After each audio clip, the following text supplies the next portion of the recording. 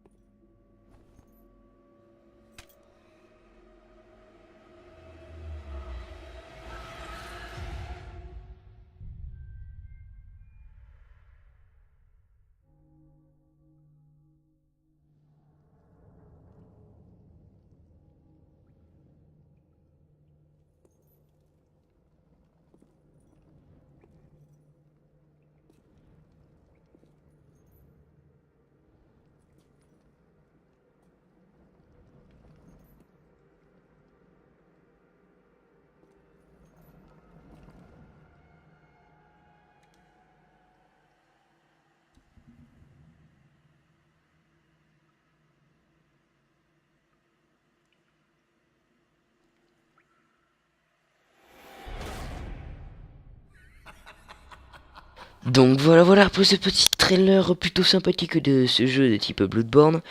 Comme vous l'avez compris, il est que sur PS4.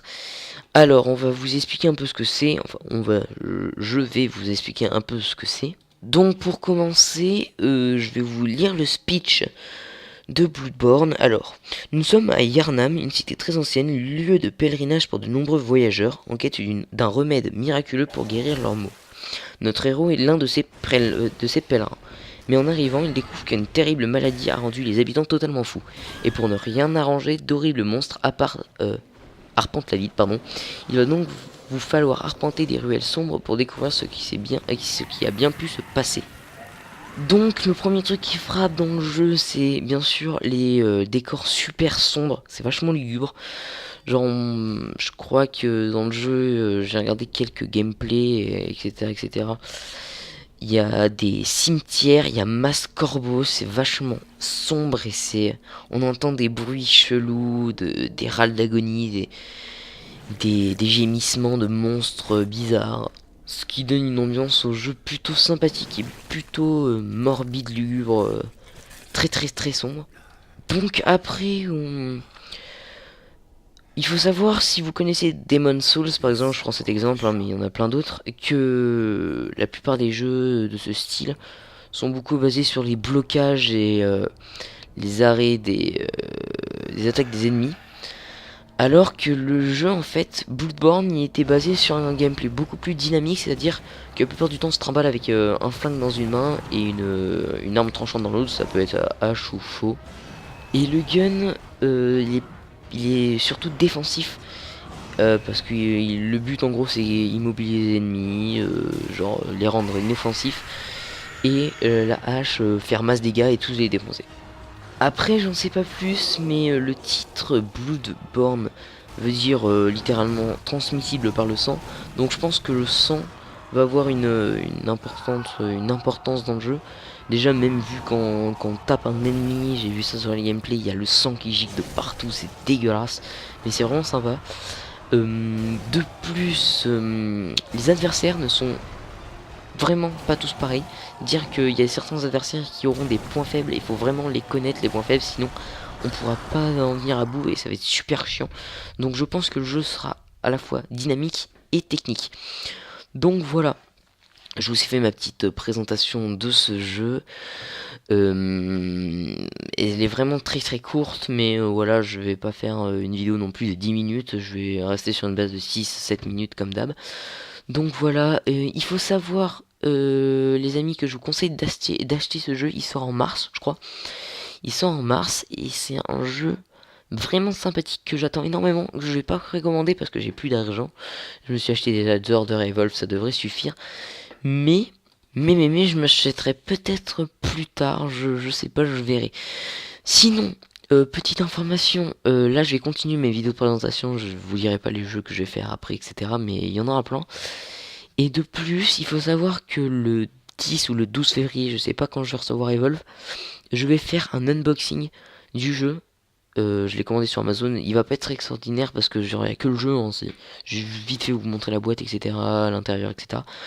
Mais le 23 février, il y aura un deuxième unboxing de The Order 1886 édition collector, parce que j'ai pris l'édition collector, c'est-à-dire la petite boîte. Donc je vous ferai cet unboxing et j'espère que ça va vous plaire. Donc merci d'avoir regardé cette petite présentation de jeux vidéo. Je vous rappelle de laisser un commentaire, un pouce bleu et de partager ça avec tous vos pupils, amis, etc., etc. Donc j'espère que ça vous a plu et je vous dis à plus les gens. Allez, bye les gens.